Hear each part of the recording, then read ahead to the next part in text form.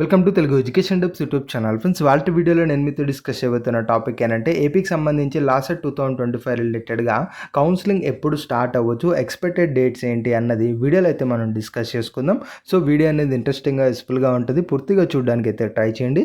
ఇక టాపిక్ అయితే స్టార్ట్ చేసే ముందు నా చిన్న రిక్వెస్ట్ ఏంటంటే ఇప్పటివరకు మన తెలుగు ఎడ్యుకేషన్ టిప్స్ యూట్యూబ్ ఛానల్ని మీరు ఎవరైనా సబ్స్క్రైబ్ చేయకుండా చూస్తున్నట్టయితే మీకు యూస్ఫుల్ అయ్యే ఇలాంటి ఎన్నో వీడియోస్ కోసం అయితే సబ్స్క్రైబ్ చేసుకోండి. ఫ్రెండ్స్, ఇక టాపిక్లోకి వచ్చేసినట్టయితే లాస్ట్ సంబంధించి రిజల్ట్స్ వచ్చేసాయి. రిజల్ట్స్ వచ్చి కూడా చాలా డేస్ అయితే అవుతుంది.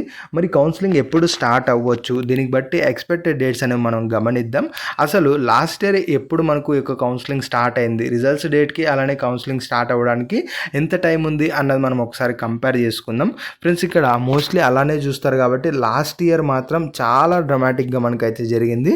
అంటే మనకు రిజల్ట్స్ అనేవి జూన్లో వస్తే దాదాపు కౌన్సిలింగ్ అనేది ఎక్కడో మనకు ఆగస్ట్ సెప్టెంబర్ ఆ మంత్ చాలా డేస్ అయితే అయింది స్టార్ట్ అయ్యేకి. సో బట్ ఇదే సినారియో ఇయర్ అయితే ఉండదు అని నేనైతే ఎక్స్పెక్ట్ చేస్తున్నా.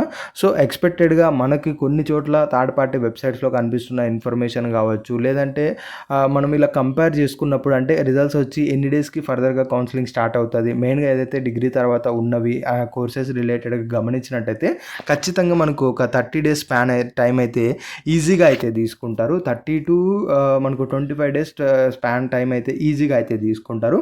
సో ఆ విధంగా కంపేర్ చేసుకున్నప్పుడు నేను పర్టికులర్గా ఎక్స్పెక్ట్ చేస్తున్నది ఏంటి అంటే జూలై సెకండ్ వీక్లో అలా మనకు ఈ యొక్క కౌన్సిలింగ్ అయితే స్టార్ట్ అవ్వడానికి ఛాన్స్ ఉంది అన్నట్టు క్లియర్గా అయితే అర్థమవుతుంది.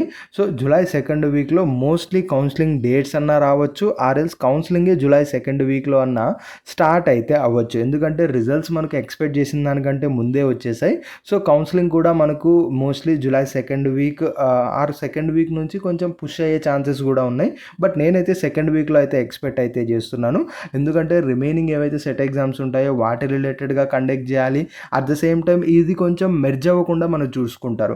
అంటే సర్టిఫికేట్ వెరిఫికేషన్ ఏదైతే ఉంటుందో ఆ యొక్క సర్టిఫికేట్ వెరిఫికేషన్ మెర్జ్ అవ్వకోకుండా మోస్ట్లీ ఆల్ సెట్ ఎగ్జామ్స్కి అలైన్ చేస్తూ ఉంటారు. కాబట్టి అలా మనం చూసుకున్నప్పుడు కూడా మోస్ట్లీ లా సెట్ రిలేటెడ్గా మనకు ఐసెట్ అయిపోయిన తర్వాత లా సెట్ మోస్ట్లీ స్టార్ట్ అవ్వడానికి ఛాన్స్ అయితే ఉంటుంది. కాబట్టి అటు చూసుకున్న July third week or second week to third week ఈ మధ్యలో మనకు ఖచ్చితంగా ఈ యొక్క ఐసెట్ రిలేటెడ్గా కౌన్సిలింగ్ డేట్స్ కానీ కౌన్సిలింగ్ స్టార్ట్ అవ్వడం కానీ ఏదో ఒకటి అయితే జరగడానికి ఛాన్స్ ఉంది అని చెప్పి నేనైతే బిలీవ్ అయితే చేస్తున్నాను.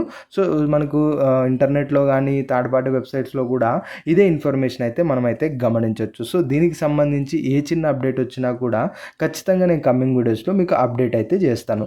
ఇది ఫ్రెండ్స్ మెయిన్గా వీడియోలో అయితే తెలుసుకున్నది. వీడియో నచ్చినట్లయితే లైక్ చేయండి. మరి ముఖ్యంగా మన తెలుగు ఎడ్యుకేషన్ టిప్స్ యూట్యూబ్ ఛానల్ని మీరు ఎవరైనా సబ్స్క్రైబ్ చేయకుండా చూస్తున్నట్టే మీకు యూస్ఫుల్ అయ్యే ఇలాంటి ఎన్నో వీడియోస్ కోసం అయితే సబ్స్క్రైబ్ చేసుకోండి.